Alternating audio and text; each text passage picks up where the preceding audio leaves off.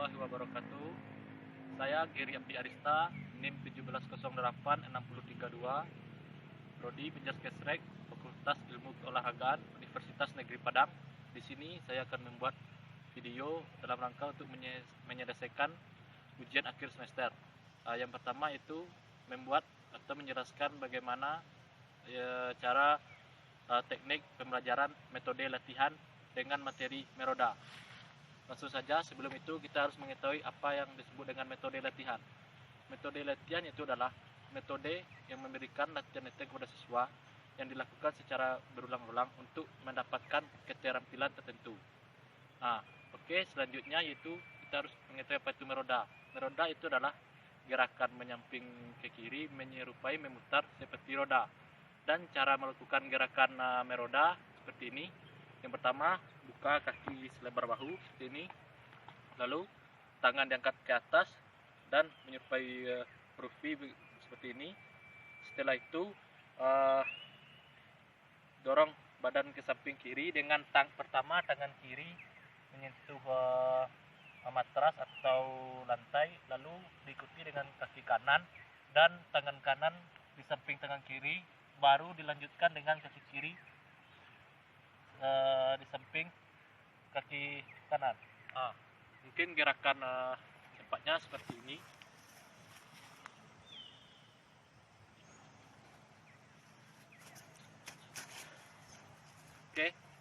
Kita ulangi sekali lagi.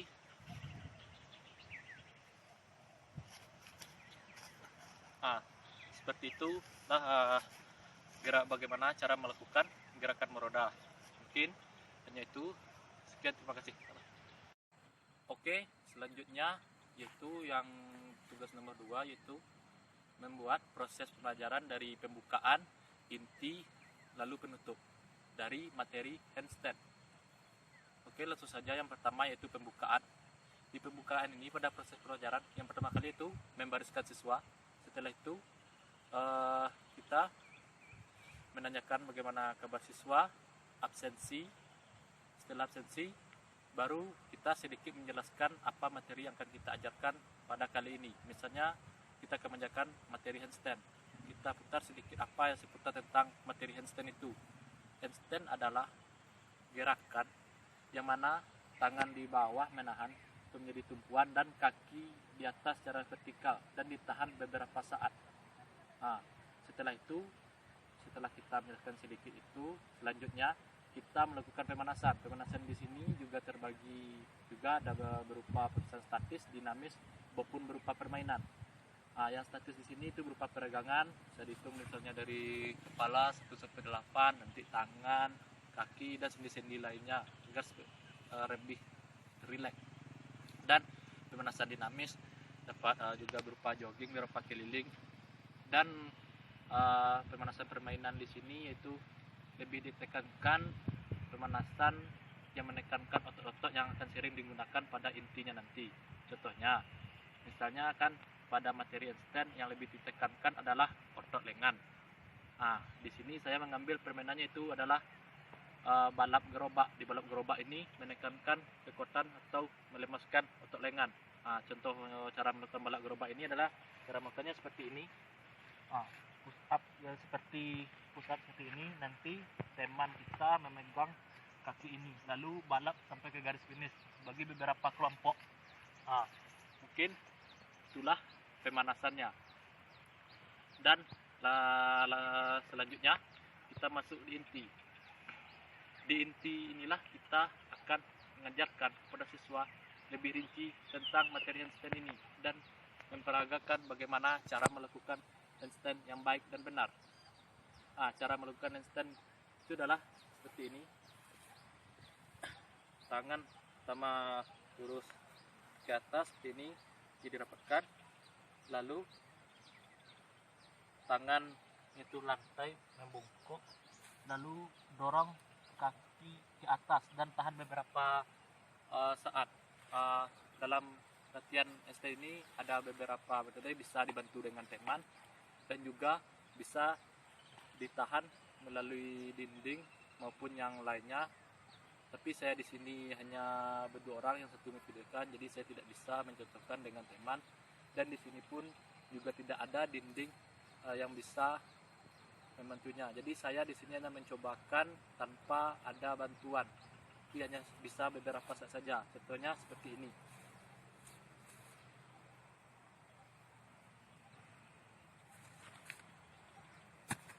Lagi, saya ulangi. Itu tapi tahan beberapa saat. Nah, mungkin itu disitulah intinya, nanti siswa akan mengulangi beberapa dari gerakan tadi. Oke, selanjutnya masuk kepada penutup. Di penutup ini pertama kita nanti melakukan pendinginan. Pendinginan dapat berupa menggunakan tangan seperti ini.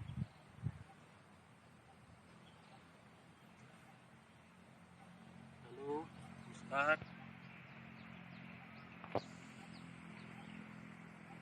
Nah, seperti itu. Selanjutnya yaitu melakukan evaluasi. Evaluasi itu adalah meninjau kembali bagaimana gerakan-gerakan siswa tadi. Bukan salah dan benar. Contoh evaluasi di sini adalah seperti ini. Contohnya, kamu sudah melakukan cara handstand dengan cukup baik, tetapi alangkah baiknya lebih lama lagi dalam menahannya. Nah, mungkin hanya itu, dan itulah evaluasi. Dan selanjutnya penutupannya kita mengajak siswa untuk bersyukur, untuk mengucapkan alhamdulillah. Contohnya seperti ini. Baik pada anak-anak sekalian, dalam untuk menutup pembelajaran kita pada kali ini, mari kita bersyukur mulai. Mungkin hanya itulah proses pembelajarannya dari pembuka, inti, dan penutup. Sekian, terima kasih. Oke, yang selanjutnya yaitu permainan kecil terhadap materi rolling ke depan. Di sini saya mengambil permainannya yang bernama yaitu sambung bola. Sambung bola. Yang mana cara melakukannya? Yang pertama itu bagi siswa itu 2 kelompok. Satu kelompok itu bisa diisi 4 maupun 5 orang. Setelah itu sediakan satu orang itu satu matras. Jarak antara matras 1, matras 2 dan matrasnya sekitar 1 meter, sekitar 1,5 meter lah. 1 meter terlalu dekat. Yang cara melakukannya yaitu siswa pertama ini melakukan rolling ke depan dengan cara bola ini diapit di antara selangkah kakinya, lalu melakukan rolling ke depan. Setelah itu dia dalam mengoper ke teman selanjutnya harus dengan cara melompat-lompat seperti ini. Melompat-lompat tidak boleh jatuh. Apabila jatuh nanti diulangi kembali. Contohnya seperti ini. Misalnya saya orang pertama, bola di sini dan lakukan rolling ke depan, lalu seperti ini. Menuju ke orang situ kita melompat-lompat seperti ini. Nanti sampai di sini berikan bola kepada orang kedua, dan orang kedua melakukan hal serupa sampai habis. Siapa yang lebih dulu sampai ke finish, itulah pemenangnya. Mungkin hanya itu. Oke, selanjutnya yaitu metode pembelajaran resip lokal dengan menggunakan materi rolling ke belakang. Pertama kita harus mengetahui apa itu yang maksud dengan metode resip lokal. Metode resip lokal ini adalah metode pengajaran yang mana siswa di sini dibagi dengan kelompok-kelompok kecil, dan siswa di sini sangat menginginkan untuk berinteraksi satu sama lain. Dan disinilah guru hanya berperan sebagai fasilitator maupun pengamat. Contohnya, misalnya pada pembelajaran senam, siswa dibagi beberapa kelompok, dibagi kelompok 1 dan kelompok 2. Nanti guru memerintahkan kepada siswa ini untuk mencari segala atau belajar segala sesuatu yang menyangkut kepada materi yang diajarkan. Misalnya seperti tadi kan rolling ke belakang.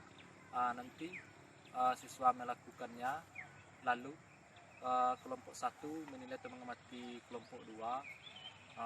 Begitu pula sebaliknya, nanti kelompok 2 lalu mengamati kelompok 1. Di sini siswa harus mandiri atau harus kreatif dalam menyelesaikan tugasnya, dan di sini guru mengamati.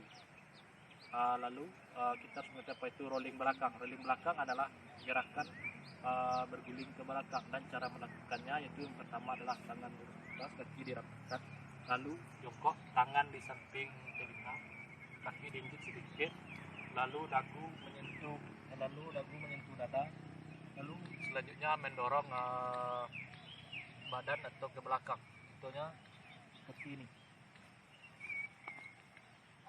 Contohnya seperti itu. Itulah contoh melakukan gerakan rolling belakang.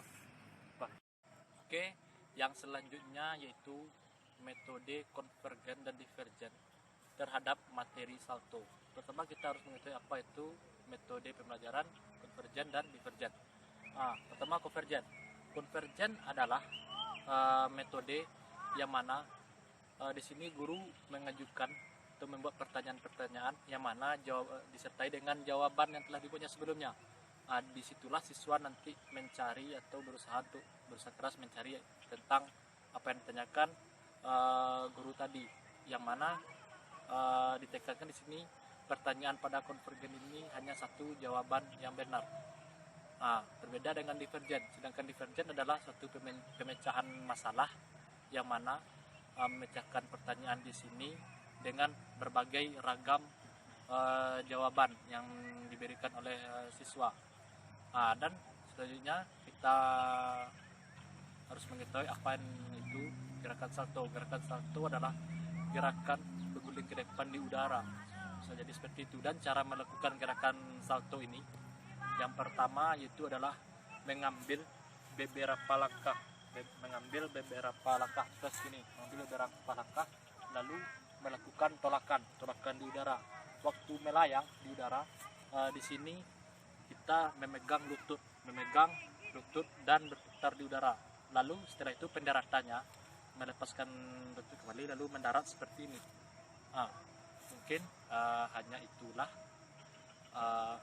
pelaksanaan atau penjelasan saya mengenai metode pembelajaran divergen dan konvergen ini. Mungkin hanya itulah video ujian akhir semester saya. Terlebih dan terkurang pada dosen maupun teman-teman yang menonton, mohon maaf. Wabillahi taufiq wal hidayah. Assalamualaikum warahmatullahi wabarakatuh.